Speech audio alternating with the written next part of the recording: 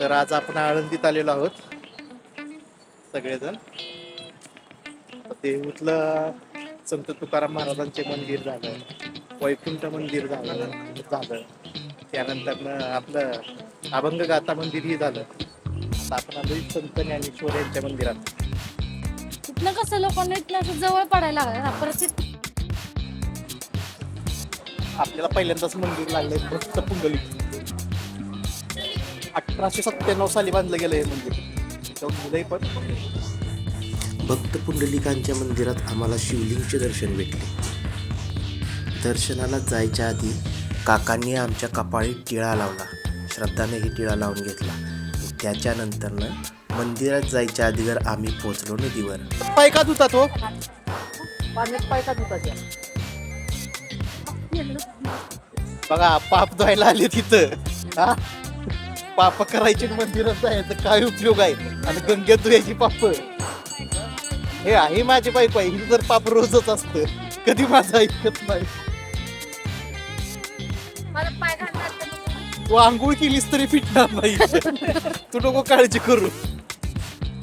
रस्त्याने जाताना आम्हाला घोड्याचे नाल, माळा या सर्व भेटल्या. त्याच्यानंतरनं मंदिराच्या बाहेरून अन्नपूर्णा देवीची मूर्ती घेतली आणि आमचा प्रवास मंदिराच्या दिशेने चालू झाला. जातानाच आजूबाजूला रंगीबिरंगी रंगाने लटलेले हातातील धागे, विठ्ठल रुक्माईंच्या रंगीबिरंगी मूर्त्या, लहान मुलांची खेळणे असं बरंच काही तिथे विकण्यासाठी होते.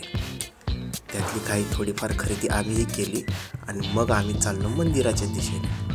मंदिर जवळ येताच मंदिराची कमान बघून अक्षरशः असं वाटलं की कधी एकदा मंदिरात जातो. आज जाऊन बघितलं तर जुन्या दगडांचे बांधकाम आणि विठ्ठल रुक्माईंची एक सुंदर मूर्ती बनवलेली होती. त्यानंतरनं आम्ही दर्शन रांग शोधू लागलो. बराच वेळानंतरनं आम्हाला दर्शन रांग भेटली. दर्शन रांगेकडे जाताना आम्हाला एवढा तरी विश्वास होता की खूप काही गर्दी नसणार आहे. मग आम्ही दर्शन रांगेच्या दिशेने गेलो आणि जेव्हा आम्ही आत पोचलो तेव्हा बघून थक्क झालो.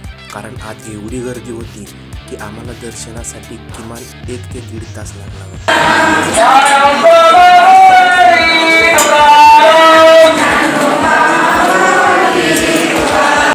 पहिल्या मजल्यानंतरनं दुसरा मजल्यानंतरनं पुन्हा दर्शन रांग आणि तिथून पुन्हा खाली उतरून जायचे होते.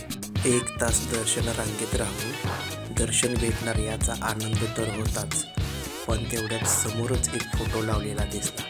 तो म्हणजे श्रींचे फोटो व्हिडिओ शूटिंग करण्यास मनाई आहे. कंटाळून बसवी. सासू सासरा अजून खालीच आहे. आम्ही वर आलो. राम मंदिर इकडेच आहे ना? राम मंदिर हा हा रोड नाही जात राम मंदिराला?